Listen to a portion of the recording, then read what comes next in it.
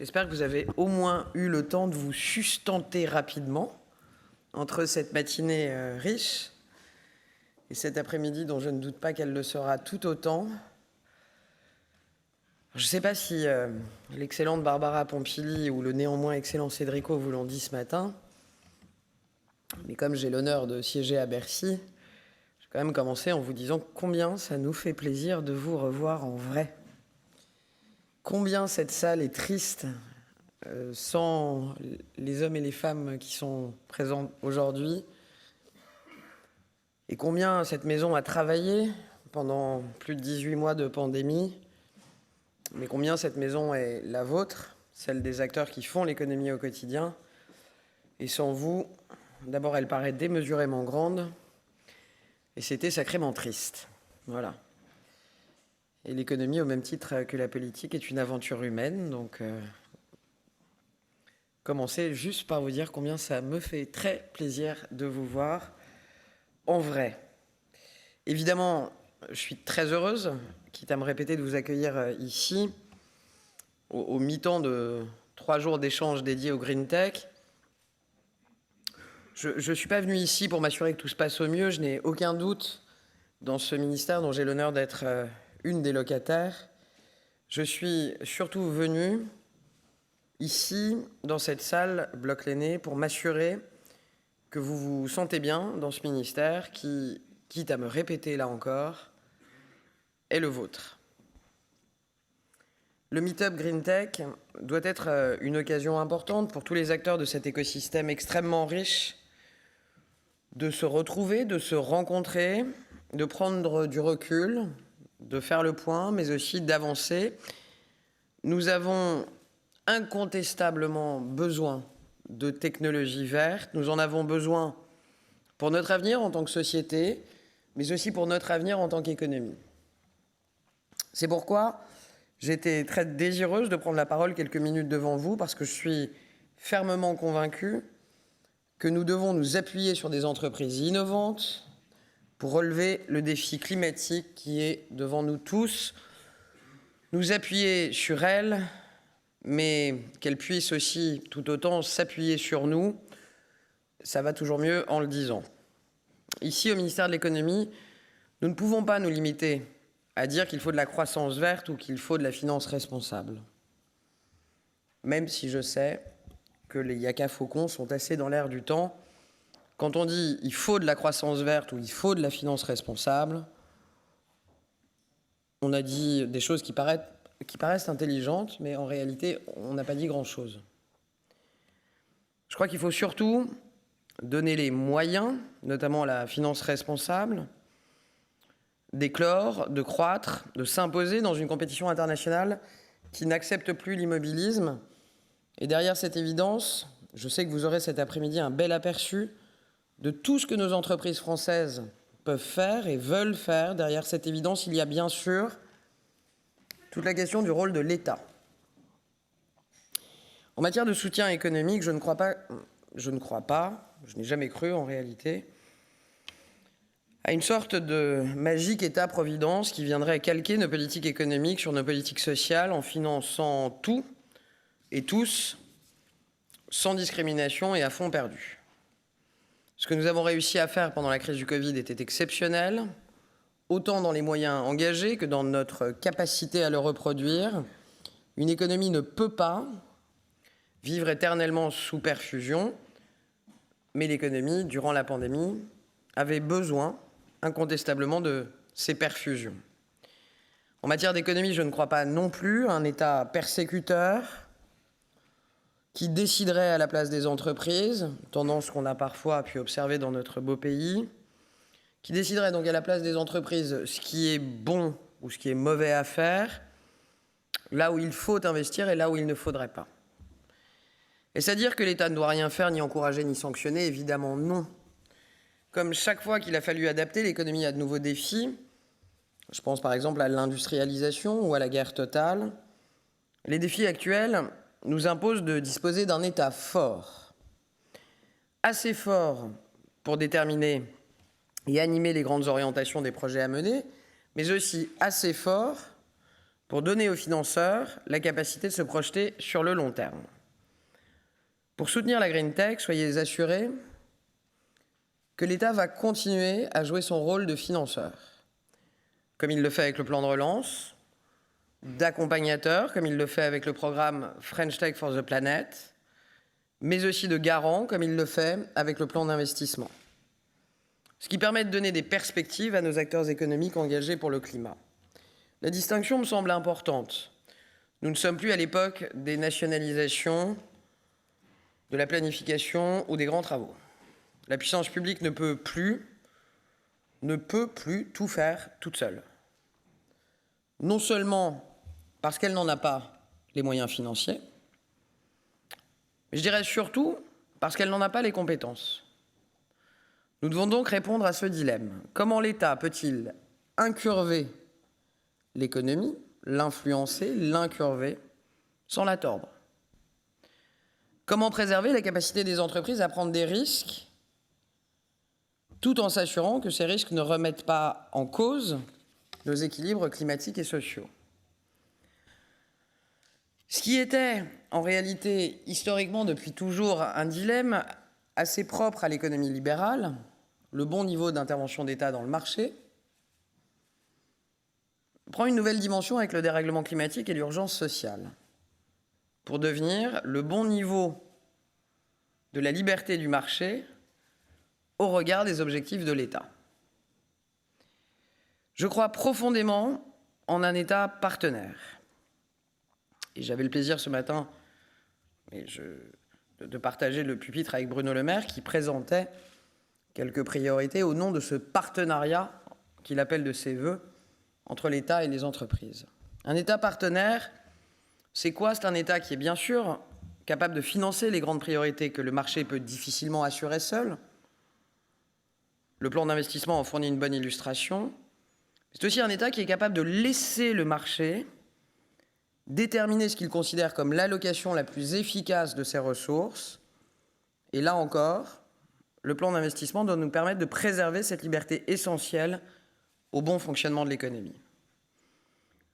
Les idées ne manquent pas en matière de Green Tech. Il n'est pas du rôle de l'État partenaire de les discriminer entre elles. L'État partenaire finance des priorités, le marché finance des modalités.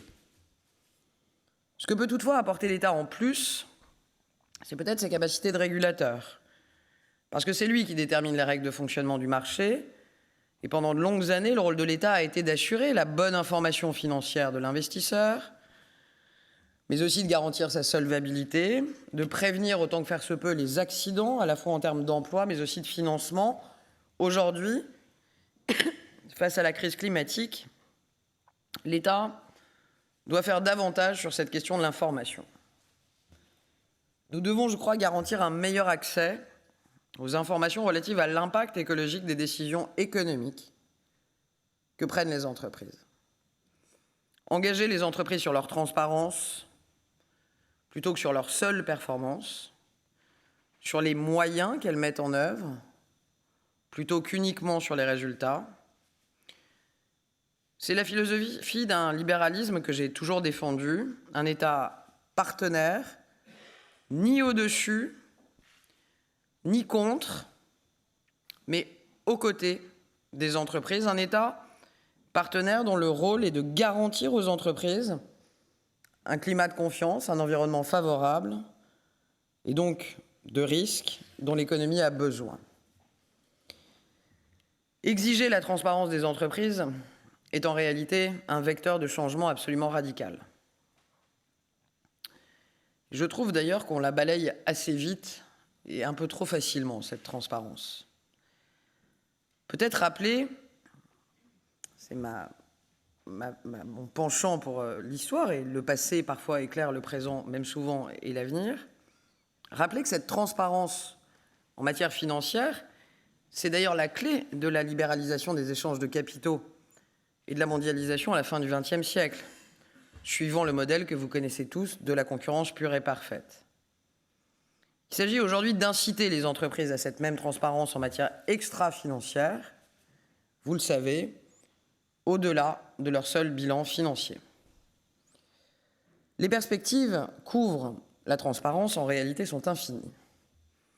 Il deviendrait possible d'avoir une vision consolidée des performances des entreprises sur toute une série d'indicateurs extra-comptables, comme le bilan des émissions de gaz à effet de serre, qui vous intéresse bien sûr tous ici, mais je pense aussi à l'indice des écarts salariaux, ratio d'équité, au taux d'accident du travail, à la mixité des postes de direction, au partage du pouvoir et au nombre d'administrateurs salariés.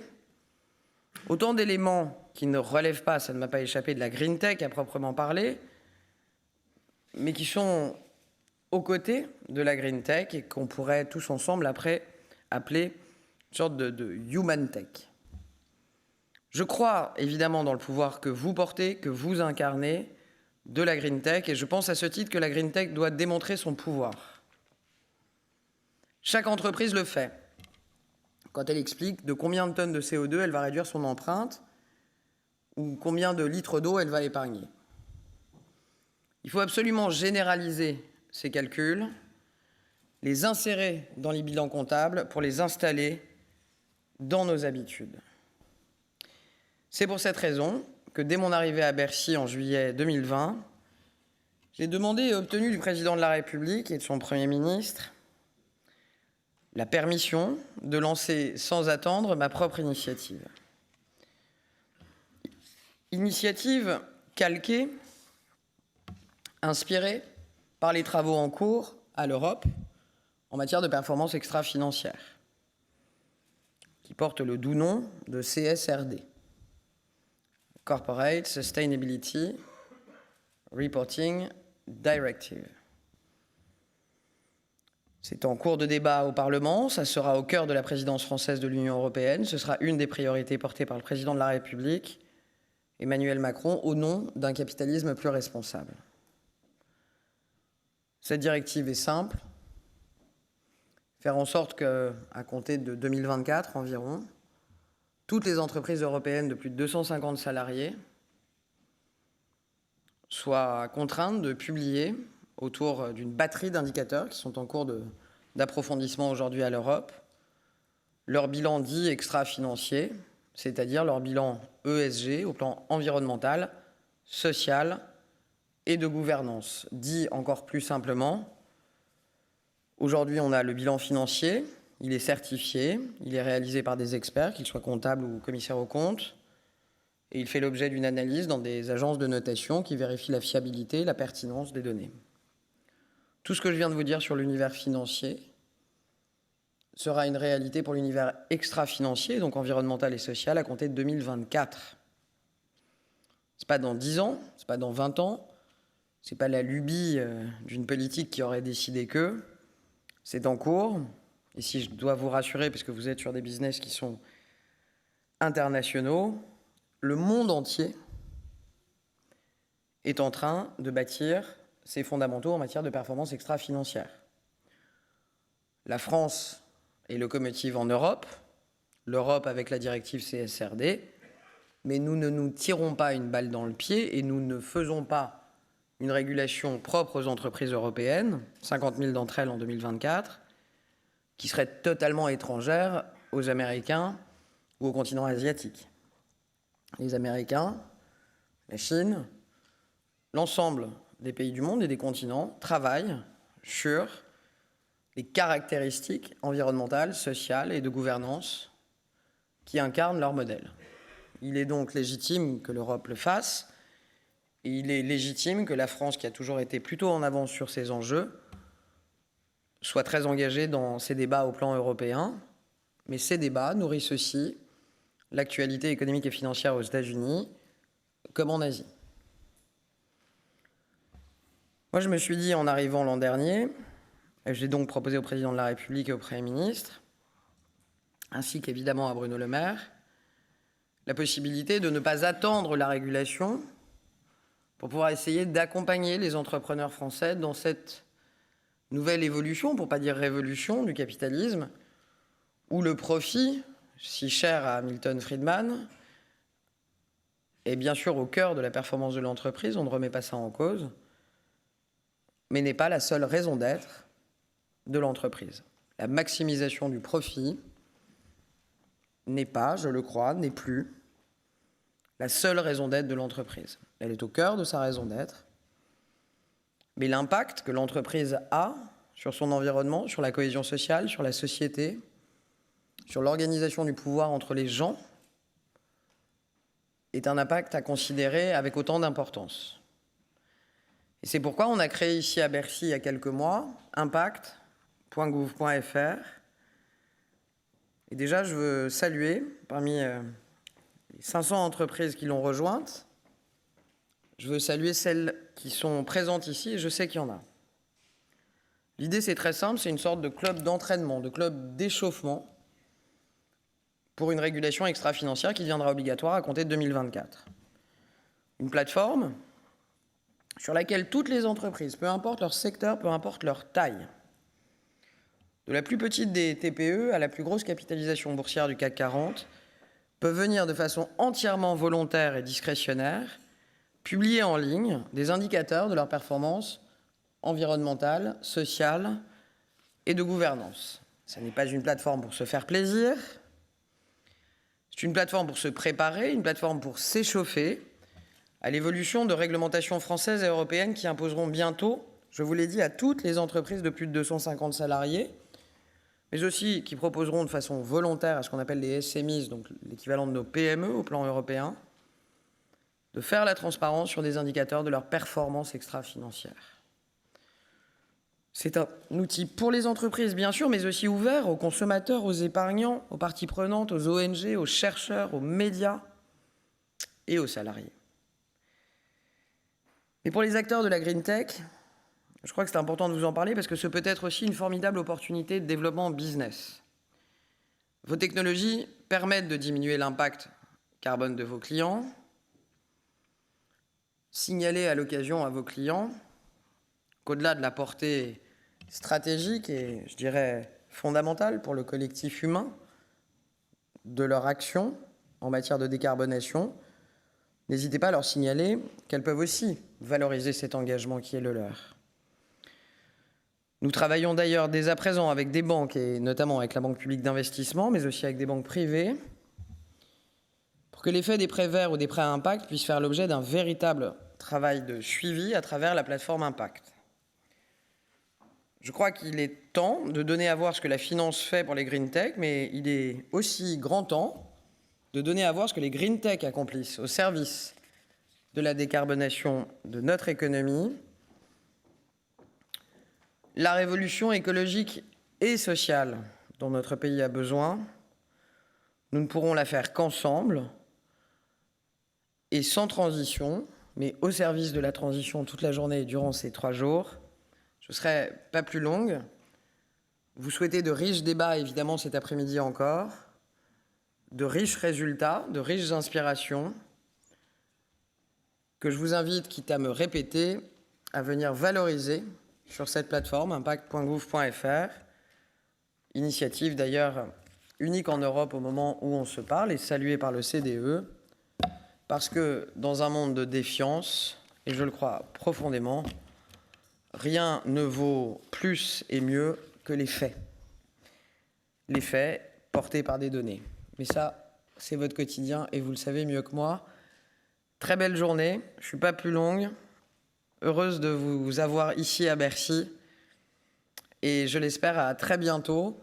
Et j'espère que vous allez passer des heures passionnantes, mais je suis assez rassurée. Merci à tous.